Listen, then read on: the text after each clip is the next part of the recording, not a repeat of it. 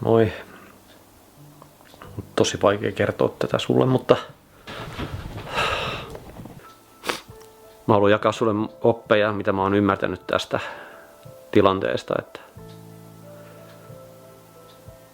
mä toivon sydämeni pohjasta, että nämä vois auttaa sua. Ja tässä mä näytän mun omaa alastunut totuutta, että suomalainen mieskin voi olla herkkä, ja vaikka se yhteiskunnan mielestä ei ehkä ole ok tai näyttämällä herkkyyttä, itkemällä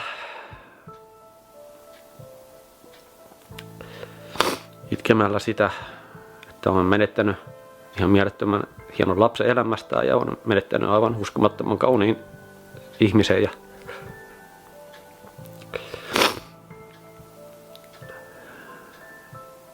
täällä kivussa ollessani mä oon tutkinut itseäni ja ymmärtänyt tosi paljon. Mä tuntuu sydämestä, että vaikka pelottaa jakaa tällaista näin henkilökohtaista, niin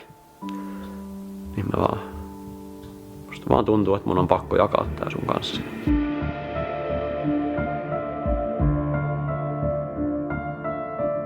Tää viikko on ollut tässä pelkkää surua, että en ole juuri pystynyt tekemään muuta kuin makaamaan sängyssä.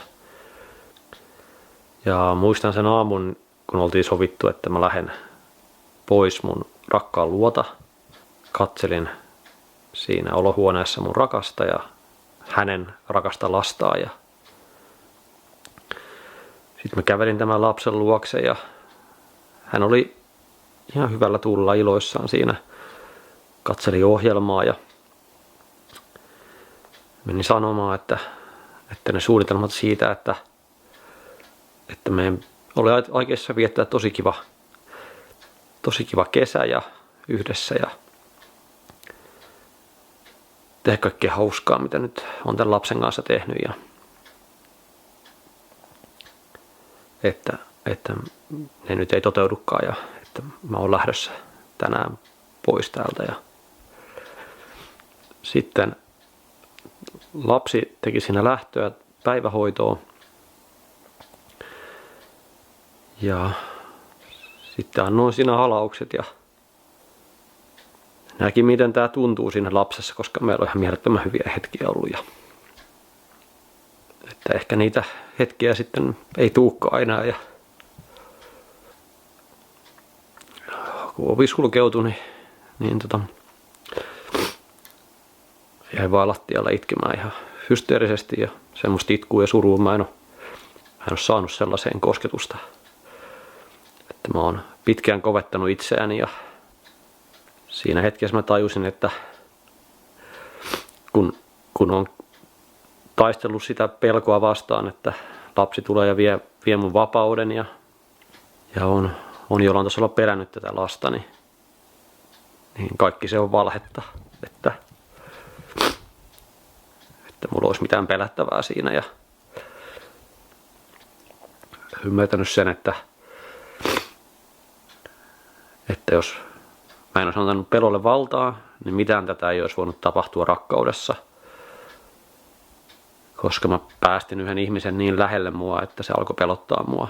Ja mä päästin itse asiassa 2 ihmistä mun lähelle, mikä alkoi pelottaa mua tosi paljon. Ja mä en tajunnut sitä. Ja musta tuntuu, että mulla ei muuta vaihtoehtoa. Mä haluan vaan jakaa nyt pienen hyvän hetken sun kanssa, mitä mä oon tehnyt lapsen kanssa.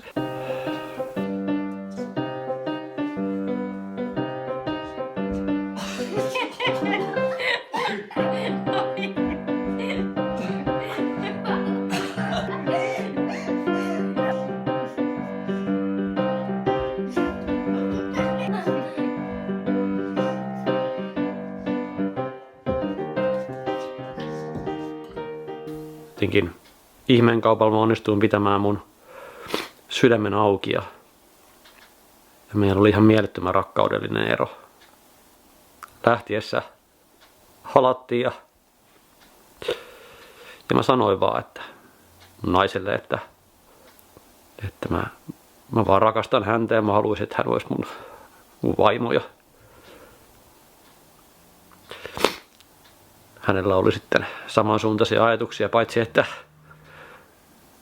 hän ei halunnut mua hänen vaimokseen, vaan halusi tietysti mieheksi, mutta kaikki se viha ja se, niin se on kumottavissa oikeasti rakkaudella. Ja mä tajusin sen siinä, että mikä voi maailmassa ei ole vahvempaa kuin rakkaus.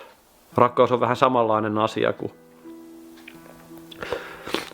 leirituli ja se tuli polttaa kaiken. Se tuli polttaa vihan ja se rakkauden tuli polttaa kivun ja ahdistuksen ja masennuksen ja se itse asiassa parantaa kaiken. Kun pääsee siihen rakkauden tilaan, niin ei ole kostoa, ei ole koston himoa.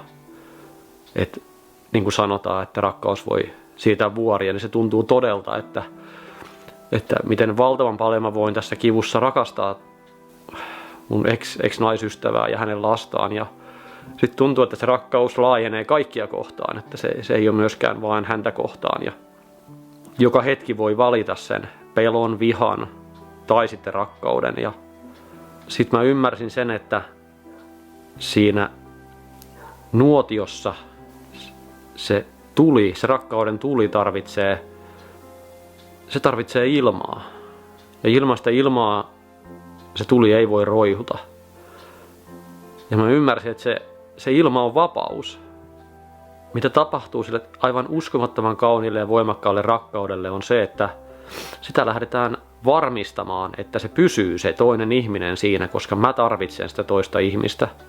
Mä ymmärsin, että kaikki avioliitot ja talot ja lapset ja autot ja asuntolainat ja kaikki nämä voi olla myös sitä, että sidotaan se toinen suhun. Jos toisella vaikka ei ole rahaa, niin sitten hän ei pysty lähteä ja sitten sä voit ikään kuin omistaa sen. Tai mä voin omistaa mun ex-naisen, vaikka todellisuudessa mä en voi omistaa ketään. Kun päästin ihmistä mun lähelle, mun sydäntä lähelle ja mä ojensin mun sydämen hänelle, se pelottaa enemmän kuin mikään muu. Olen tehnyt paljon pelottavia asioita, mutta mikään ei ole näin pelottavaa kuin näyttää se sisin ja se herkin asia jollekin toiselle ja antaa hänelle aseet satuttaa miten paljon vaan. Mutta mikään ei ole myöskään kauniimpaa. Mulla meni tosi kauan ymmärtää se, että mä oon jahdannut rahaa ja menestystä ja yrittänyt saavuttaa ihmisiltä hyväksyntää ja silti mikään ei ole näin kaunista kuin rakkaus. Ja vielä ehdoton rakkaus, että vaikka me ei ikinä palattaisi yhteen tai me ei edes nähtäisi ikinä, niin mä voin silti rakastaa häntä ja hänen lastaan. Ja siihen myös tämä alaston totuus liittyy, että me näytetään se, keitä me oikeasti ollaan. Ja rakkaus on ihan mieletön työkalu siihen, että me nähdään se, keitä me ollaan, mitä me ollaan tänne tultu tekemään, koska silloin ei ole mitään pelkoja. Eikä antaa sille pelolle voimaa, pelolle sanoa, että sä et tee tätä, sä et voi mennä tähän työhön, tai sä et voi tehdä tällaisia hulluja asioita, tai sä et voi lähteä yrittäjäksi, tai ylipäätään, että sä et voi kuunnella sun sydäntä ja mennä sun unelmia kohti. Mutta rakkauden tilassa kaikki on mahdollista. Valitse rakkaus. Valitse ihan oikeasti rakkaus. Älä valitse pelkoa ja kipua ja ahdistusta.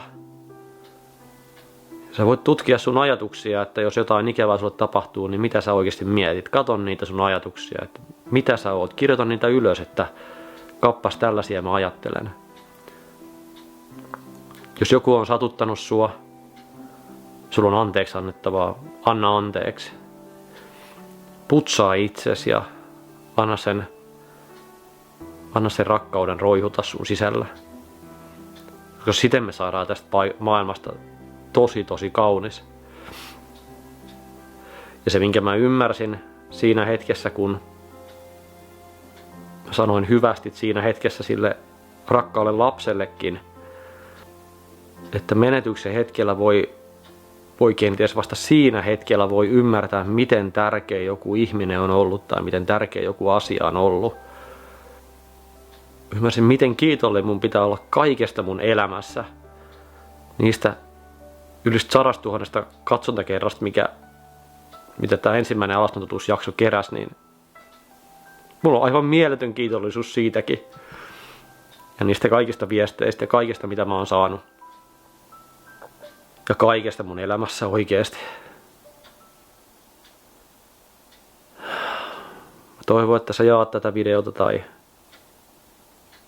ainakin mietit tämän sanomaa, koska nämä opit on oikeasti muuttanut todella paljon mussa. Mä oon aivan mielettömän kiitollinen tästä kivusta, minkä mä oon saanut kokea, koska mä oon voinut pudottaa mun haarniskan ja valita sen rakkauden. Ja nyt mä tiedän, miltä se tuntuu, kun mä voin valita sitä rakkautta. Muista arvostaa sitä, mitä sulla on, koska älä odota siihen asti, että sä menetät sen.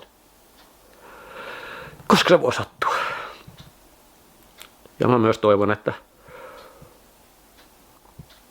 aletaan näyttää sitä, ketä me oikeasti ollaan. Ja mä kutsun sut tähän matkalle alastamaan totuuteen, tutkimaan sitä, keitä me oikeasti ollaan ja mitä me on tänne tultu tekemään. Ja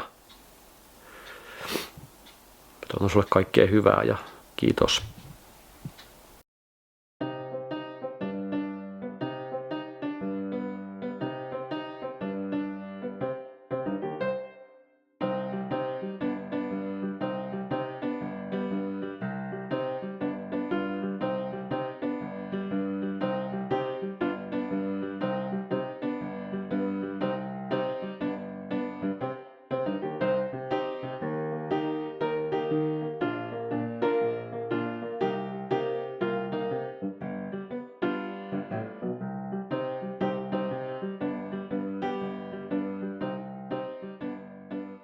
Ja nyt mä tiedän sen, että luultavasti koko loppuelämän mä tuun omistamaan elämäni silleen, että mä etsin tätä rakkautta mun sisältä ja sit mä voin jakaa sitä eteenpäin.